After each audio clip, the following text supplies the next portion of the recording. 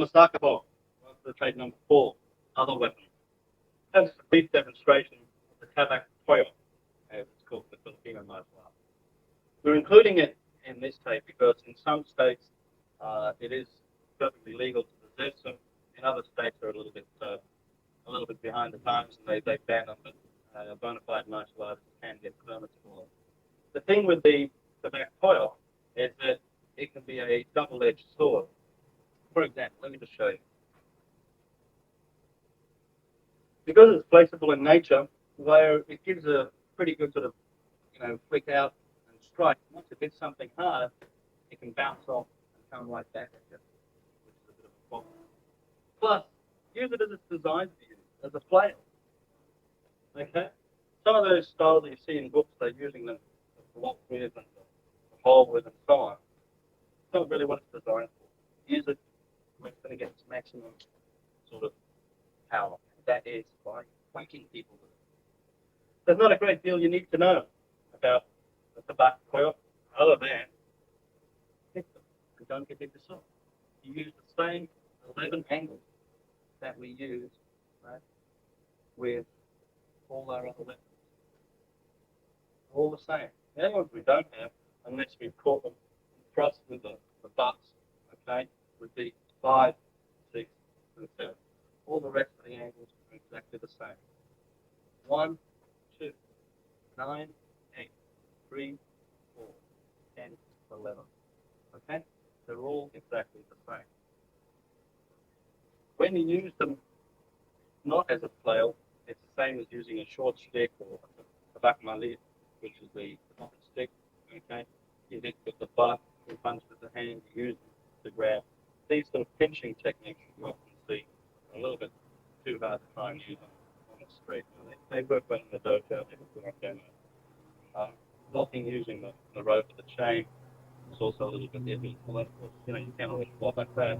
But against an edge grip, you're probably cut through rope with a wrapped around chain and still end up hitting it. So with the tobacco, as I said, simply use it as a sweater more than anything else. Ways to begin training with it is just turning it like so, and turning it back the other way. Up the quilt, turning the stick. You can throw it over, catch it under here, pull it across, hit it a couple of times, and then do the same on that side. And swap over. And this is basically what it's all about. Okay? And you just do that lots of times. Never catch somebody else. Once again, it's a skill and dexterity thing, all that flashing around. If you're serious about using your fork, the guy go whack and get him with it. Be prepared, right? Bounce off.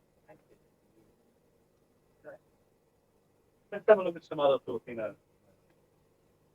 You probably think these are sai. Actually, they're not. They're shabang. Okay? Same as the sai, but we use them same as we use a stick or a knife or anything else. The main thing you got to worry about is mastering the flipping motion. Thumb like so, finger down like that, and you just flip out and catch. Right? Flip out and catch. Flip back. Right? Flipping motion.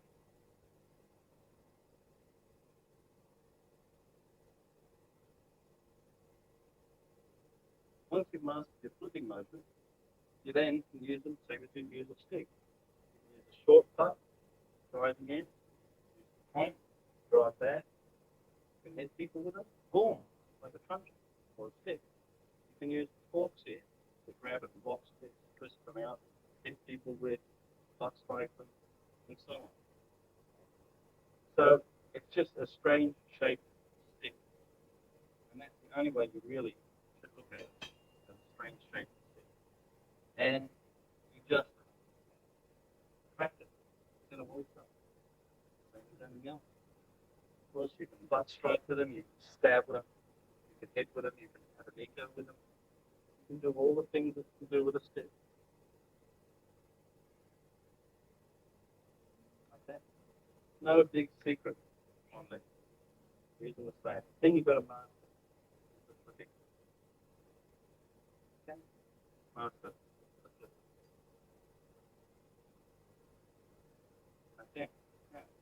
only want to use one of these against the stick.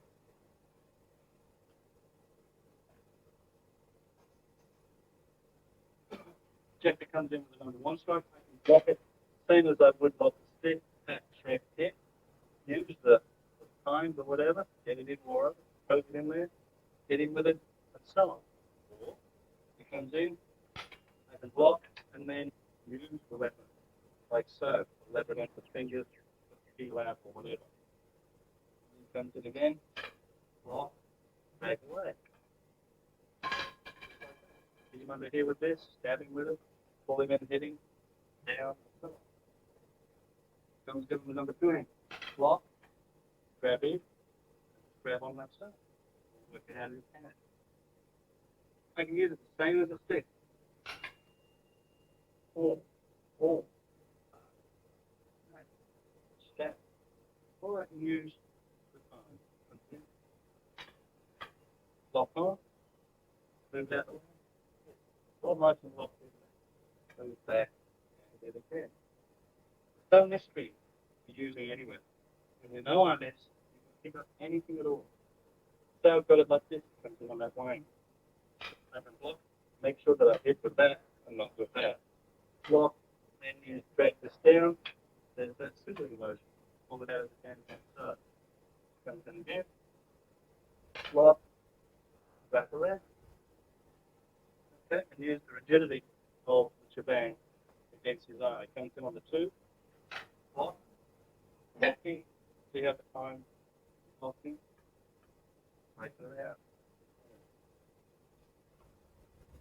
Filipinos also have a thing called a tinador, which is a 2-time fork, and they use that in a very similar way.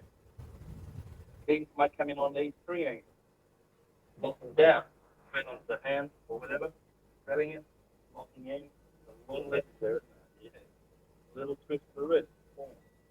Yeah. They might come in with a 5, lock, slam down, pull out. Lock into the wrist. I lock around like so. Slamming in really hard. Hit. Just like a stick. If it comes in on the 5 and I'm using it this way. Lock around. Comes in on, for example, a 4. Lock it down. Just use it round one side. Grab on, same as with the stick. Down it goes. So there's not much difference other than the metal and these 2 projections are very hard up and you can stab. Everything else I can understand. I can block, move it around, and it comes in on the 10 again, block it out that way, move it around, there's all that leverage. Okay? So it can be a very, very versatile weapon. It's an awesome weapon when used properly. But don't think of it as being anything different to a stick, really. All the training you've done with a stick, you can use one of these. Let's have a look at the result. This is a cuchilla, or cane knife. Got an edge in here, a hook there. It doesn't have a point, but it can be used like a club because it's so heavy. You can use the butt to hit it. If it comes in on that 1, I block, preferably to his hands, and I can pull down and cut in. It comes in again, bang, I hit to the hands, I can then cut in under here, get him around the head. Another one he comes in, and I come down, and I just simply pull it on the leg there and rip his hamstring out from it. Like this. I can use it with the butt. I can use the weight of it, hit him with it. I can even thrust it straight in the throat or the head. That's going to hurt. My culture will hurt. Once again, I use it the same as I use a bolo or a stick.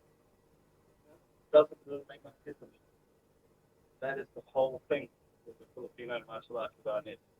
That you can pick up anything and you can use it. The same as you would a stick. Of course, the way you fight the stick is the way you fight it in hand. You just don't have to range the same sort of panel. Okay. Then we move on to the short stick. Usually about that long. About 12 inches at the moment. Number of ways. I can hold it at one end. I can hold it like this. I can hold it in the middle. I like to hold it in the middle. So it simply comes in with that stick and move to the side, block like this. Okay, and then I can hit him with this, and hit him with that. And wrap that around and use it as a bit of leverage. As I strip the stick here. Comes in here, I might move in, punch into here, grab that around his neck, and pull it down. With a strip on the stick here. Comes in on the two end. Boom, lock in. Like so. Spread the neck, flip out, and hit. Same as if with a longer stick. Just I make analysis, the fact it doesn't have the reach. I use it like this, and comes in, bang. I hit to the hand, hit to here, hit under there, into there, around there. Same as I would with a big stick. Okay? Just exactly the same. Or I can use it this way. It comes in again, block, grab and block, then hit, or comes in, block, hit. And so on. Going to the empty hand stuff. So it doesn't make much difference. If, for example, you're empty-handed, and I'm walking down the street, this could be a rolled up newspaper. The ends will have the same rigidity as this thing. I've got it like so, that's whole, straight up under the muscles there, straight into here, okay, straight round into there, or grab on, lock in, pull it into this. Grab on, hits in there, hits in there. If I've got it in the middle, comes on, over, lock in like so. Straight in. Simple stuff. If it comes from the other hand, I've got it blocked. If I throw in a punch, block and hit. Simple stuff. Throws in the other hand. Block and straight in. Away we go. Use your imagination. Let's use the same way as you use any other weapon. Have it again like this. Go to bed or whatever. Next time, come around, bam, straight into the face. Alright. That's the long stick.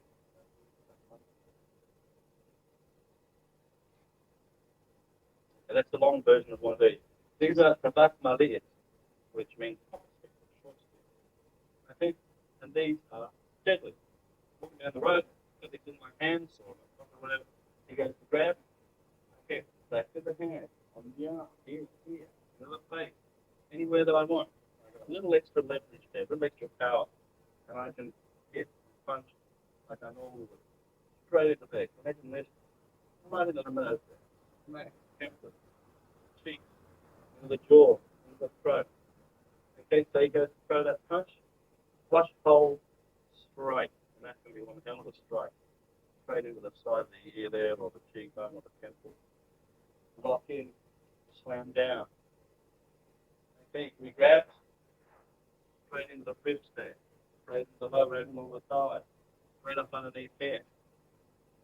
I had fought a guy, using one of these, I fought a guy that was on drugs and alcohol, and he wasn't feeling any punches or any kicks. 2 hits from these. One in the spine, and one just above the ear, where the bones were hard.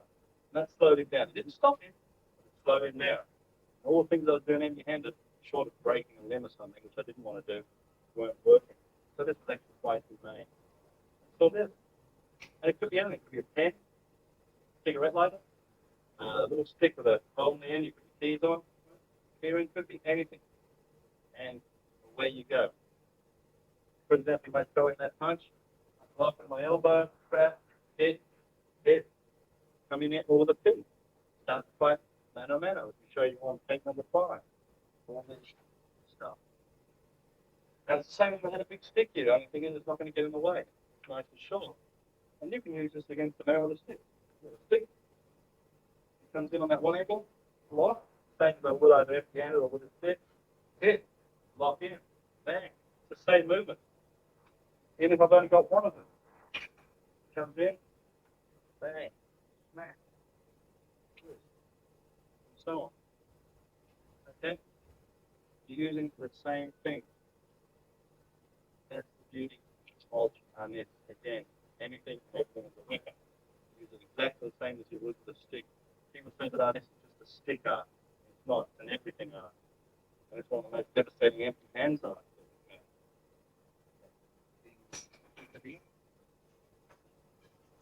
Next thing we have is vicadina, or chain.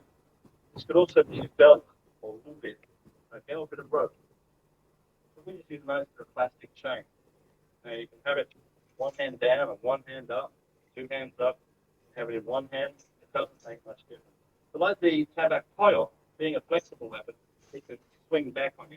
It can be as dangerous to the user as it is to the victim. And with the chains, I mean, some of the motorcycle chains are fairly rigid, so those you can get a bit of snap and control over. One of these, you can be a little bit limited to big swinging strikes like this. If the guy gets inside the arc of that, then he can take you out. Far better to use the chains like this. So the guy attacks with a stick. Once again, imagine that you're empty-handed. You block, wrap around, and then just pull back. See how it pulls in? And keep pulling and slip it out of his hand. Just try on the number 2 angle. Block, wrap around, pull, pull. And that can be with kicks, shoulder, and so on. Understand again? Pull. Just ignore the fact that I've got these in my hand. Then I go to the face, wrap around, pull off. Okay? Then I can come around, get in like so. Tighten up. Getting that? Yeah. Okay. Now, just say that I've got a rope or a belt, and he throws in that punch. Brush, hold, straight, and if it doesn't hit, doesn't matter. I'll pull him back and tie him up. Bang. And what a kick to this. He comes in with the other one. Wrap around, pull him back. Okay? Elbow. Just imagine there's nothing in your hand. It's like as you normally do. Left hand again. Round, in the face, down the back of the neck, and so on. It's fairly easy to capture the hand or the neck. Against kicks, say he throws in just a left front kick, right kick like that. See, it's harder to catch those things. So don't worry about catching and trapping the legs. Because then your best bet is to knock it out of the way and then go for something else. Or get out of the way of the kick. With kicks, the best defense against kicks are avoiding them, or just trapping them with the elbows if they're up high, trapping them with the knee or whatever if they're down low. And if they're fast enough to get in without you being able to jump well out of the way, there's probably not much you're going to do about them anyway, so just react instinctively with them. As far as Vicadina is concerned, ignore that and then come in for the upper body. Okay, now say you did it in one hand like so. It goes in the punch, which I block, wrap that around the old neck, and get it here, and then turn and pull him down. Or, another way of doing it, comes in, pull, flick it, and catch it here. Okay, it's usually easy to do when you do it up, and then you pull him down. You've got plenty of chain to work on. Once it's wrapped around the throat, most of his attention will be up there. And he can come in with a hand attack, whichever one he wants to come in with. Now there, I just put a lock on. Okay, bang. So I get this, I break his neck, and so on. Away I go. He comes in with another hand attack. Okay. Pull, lock down with the old booting. You've got to use your feet as well. Step, and the slide, and you can move him around quite successfully. Say he's good enough to grab hold of me. I can reach around with that, and then just twist. And there's my butterfly movement. As well as locking in his arm and getting the hitting. If it starts to fall out, like so, it doesn't matter. I just keep on fighting empty-handed till something else happens. Okay? Like that. It isn't always going to work. You might throw this in, and that happens. Then I try to come back. And one person trying to lock up his arms with the chain, he's going to beat the living heck out of him. I'm going to worry about more important things like his hands, his feet, his head, and so on. So as I said, you just fight as if you're empty-handed. So you throw something in, I'll come through. You know, if I feel a bit of a bite or I see something happening, then I'll concentrate on the chain, right? But otherwise, I'll continue to fight empty-handed till either that happens or it doesn't happen. Okay? just an aid. And I'm still doing my basic center volleys because that's what I'm doing when I'm fighting empty-handed. I'm doing brush hold strikes and things like that. So he comes in. Well, now, if you've got that, maybe I can grab this and pull it around here, pull the elbows in. Okay? Pull it inside, whatever. It's an aid to fighting. It's far better to use it in close like that than to switch it out. I might flick out if he wraps it around his arm, or whatever, gets hold of it, then he pulls me off balance and hits it. It may ruin his arm for the rest of his life, but he'll make sure that I'll pay for that. It's far better for me to keep hold of it and use it as I come in. That's the cadena, the chain. You can get 2 chains and do sort of volley drills with them. You can't do it really under the face. But you can do that with a dexterity exercise. The hard thing is getting started and stopping without getting hurt. That's it, right? That's what we train with plastic chains. With rope, some rope will drop better than others. It'll be heavier and straighter and so on. Others, some bits of string, they're hardly of any use at all. Generally, you want something about at least a meter in length, or a belt. And then you take the belt off, bang, and you can go in with that. Okay. Now this is our CMAP, or start, a long pole. And it's about 6 foot tall, 1 inch or 1 and a quarter in diameter. Now there are a lot of systems that use the CMAP purely at length. They do all this sort of stuff and they keep the person at length. And we can do that too. But I prefer to fight with the CMAP like so. So I've still got a bit of length and reach if I want it. Okay? But I can use it in a more confined space. And I've got 2 ends, the hip width, plus the middle, plus my feet, my teeth, and my head. Now, we won't show CBAT on CBAT today. Okay? All we're doing, rather than that, is it's just 2 people doing virtually the same thing with a stick. What we're going to do is show you something a little bit more interesting, how we use it against a single stick. Okay? So, if the stick's coming in, you can block down and move in on the butt strike, monitoring that, come down on the head. Notice how I keep forward pressure. Right? Then come around like so. Goes to hit with a stick, jam in. Remember, this is a grappling weapon. Comes in on the 2 ends. Block, move, and hit. Wrap around and hit. As I said, it's a grappling weapon. Right? So from here, I just reach around to there. Grab on, got it locked in, and I pull. Now, you go to hit me on the head. You hit me on the head with a stick. I get my head out of the way over here. Alright? And I'm straining the hell out of him, plus down through his eye. It's a grappling weapon. Coming on the 10 end. Block, smack. Roll around and hit. Tackle again. Block, smack. In between the feet here. Right? Then twist around. Throwing. So you can use it in a lot of ways. Coming again on the 1. Block. Get into the head. Get the pressure down. Comes up. Grabs on to him. Pulls it in nice and close. You can't use his weapon. I'm now locking mine in here like so. And I've got all that leverage to move him around with. Strip his, kick, and so on. Okay. How do we defeat the CBAT? Comes in with a strike, bang, I hit to the hand, and then straight down to him. Comes in, I hit to the hand, straight down on the other one. That's the easiest method. Go for the hand, boom, boom. As he comes in, don't bother about blocking here. Okay, although you can and then go straight down, aim to the hand, smack. Then when he lets go of that one, his hand's broken, smack, and then he lets go of that one. Then you can get in there. He comes in again, I hit, and then I'm moving close. Slam into here, close, boom. Now my sticks become a grappling weapon. I can hit with the face. So, then he uses it at length.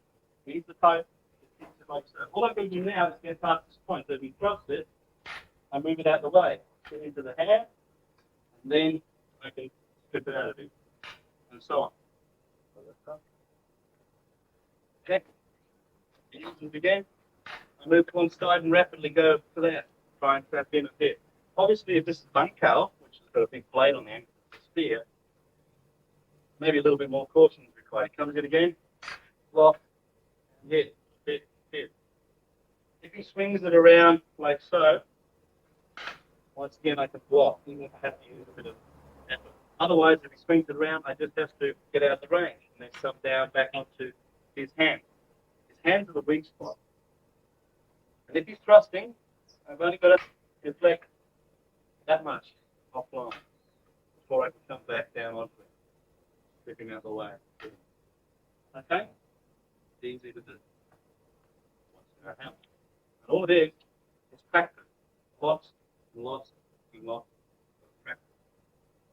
Now, other things that we can do with the CBAT, for example, is if we're empty-handed.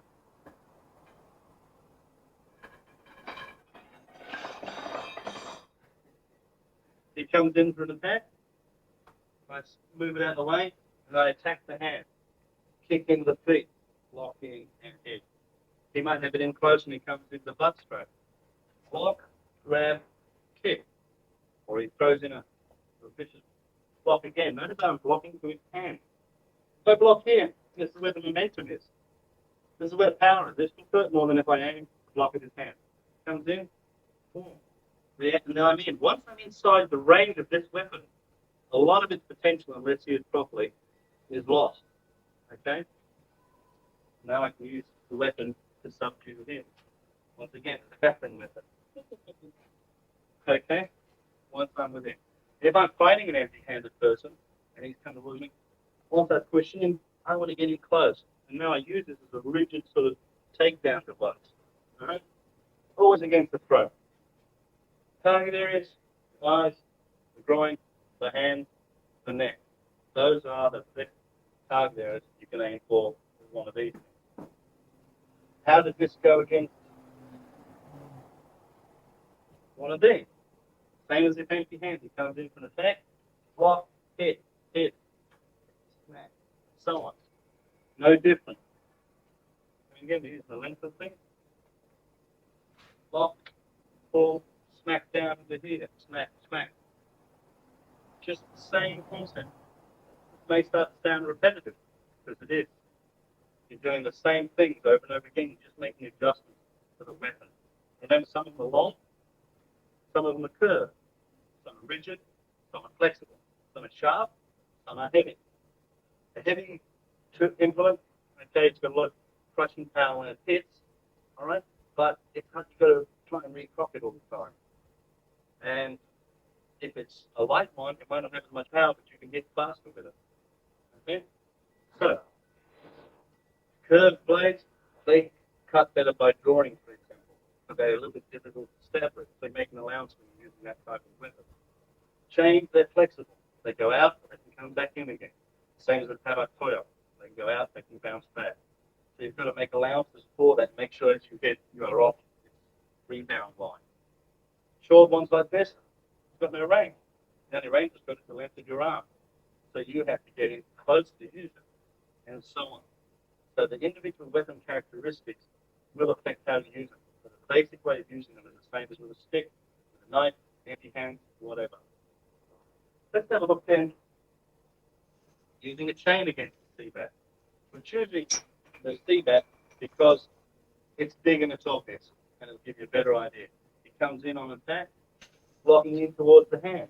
Once I wrap the chain around, okay, I'm not doing much at the moment. Right now, still not that much of an effect. All right, bang. So in that case, the chain didn't do a great deal of my handling was done. So it comes in for a stab, move, trap, and then I can use this to pull against. And then again, back, move in, back. There's around the head, around the face. Indica. The old super one. Latch off. Straight into the center here. Remember, I aim for the hands or the center part. That's not going to hurt as much as the air. Okay, there it is there, and I just push in. If he pushes out with that thing, that's fine. I'll then swap over to one of his arms and strip it. Okay? And away you go. So you adapt. If I'm far enough out, I might think it at the hand. Okay? But far better to let him come into me and then go to the center. Here, here's what you aim for. This is the constant. That thing's moving fast, that thing's moving fast. Right? It could be whirling around at 100 miles an hour, but that is not going to be moving very fast at all compared to the end. So that's what you're focusing on. Something, that's what you go for. Because then you know you're in between the two hands, and you can strip the weapon out of it, like so. Let that be down. Okay? Come with me. So, there you have it. All right? Using the seatback, using the chain. Some different weapons that we've got happening there. Let's have a look at the stick. Okay. How do we defeat a stick if we've got one of these things, right? Because we don't know how to defeat the seatback. So we can either use the range with short, sharp hits into places like the knee joint, right? Or straight into the groin, or we can use it like two sticks. So we come in with one, which we know is going to block, and quickly come down with the other one, maintaining forward pressure. Right? Smack down, smack hit, lock, punch in. Meanwhile, attack us, block, move, smack in like so. Then we go into our grappling stuff again. Okay? Say you've got a cuchillo. It comes in on the attack with a cuchillo, block, move it out of the way, hit him, of course, as you do that. Step in, hit again, grab him alongside, then you can go for the disarm. Like so. Or alternately, comes in, straight under the head, before you can even reach it, with the range of this thing. Timing. Timing is very important. Pull straight into the groin. Comes in, drops down, and hit. See how the angle goes away from me? I'm going to hit into the knees there. Straight back into the head. Let's look against the shebang. We've got the shebang there. Now, if I bring this down like so, you may catch this in the time. So I bring it down. Now, if he rips it around, okay, he can take it off me and strip me and hit me and all sorts of things. So what do I do then? I come down, if he catches in the time, I come from underneath. And I work on trapping his own weapon. Bang. Hit it. Another one. Right now, I'm going to come down and grab onto my hand, like so. Okay? That's where I'm weak. So if that happens, I hit down like so. Quickly support he can get me with that. Forward pressure. Very important when you're using these things. Forward pressure. Okay. What about shebang on the shebang? Okay, now remember, I couldn't envisage anybody whose sanity level sort of is even close to normal walking the streets of Australia with one of these things. Okay, it really is part of the art, and it's just used to improve the mind and the training and so on. But let's hypothetically say that we happen to be walking the streets, and then he comes for an attack. I can block like so, grab down and hit, see with a part, hit him with it, or he comes in, I can move like this, work in and scissor. Okay, comes in again, smack, hit under here, hit into there, just like hitting a stick. It's like stick on stick, only it's now shebang on shebang. Okay? Where's the difference? There is no real difference. If, for example, we both have tabak malihib, okay? It's like empty hands with a sting in them. You go to a punch, and I just use mine how I would empty-handed. Then I'm basically using a single set of lifetime drill. Right? Locking in. Comes in on the backhand, for example. Same as when we do with a knife with a scissor drill. Comes in on the backhand again. Okay? Same thing. And this is important. All doing so he comes in with a punch. Block and hit. Okay, comes in with another punch. Block, trap, hit. You go punch, block down, trap up, hits into there. Right? So you're using the same motion. Everything can be a weapon. Have a look around. We've got pot flash. Pick up a pot plant. Use it the same way. A club, a throw. Pick up a rock. Any rock lying around. Use it the same way. An ashtray. Use an ashtray exactly the same way. Okay? You might have a chance to break off a branch, snap, and you can use that. Okay? So anything and everything can be a weapon. And you use it the same way that you can use any stick. This is why tape number 1, single stick, is so important. It teaches you all the basics you need for every weapon and every hand. Tape number 2, showing the Cinewally drill, that's very, very important too, because by practicing those Cinewally drills, that's where you're learning how to apply all these attributes, all these concepts. Any of these weapons that we've shown today, there's no need to go on and belabor, and carry on about. Watch the tape, rewind the bits that you're not too sure of, and then start thinking about either weapons in your own art, if you have to do another art, or just street weapons or things around the house. How would you use them to fight with? And if you look at tape 1 and tape 2, tape 5, the mana, and tape 3, the dagger, and the spidery dagger, you will see the same things coming through film after film after film. Every tape shows the same stuff. Once again, that's the beauty of Arnis. That's why it doesn't take years and years and years to become proficient. To master it, to fully and totally understand it, sure, take the rest of your life. But to become skilled and proficient can take a matter of months. It all depends on your amount of practice. As well as these weapons, there's also yo-yos. That's right, the little kid's toys. There's a big wooden one.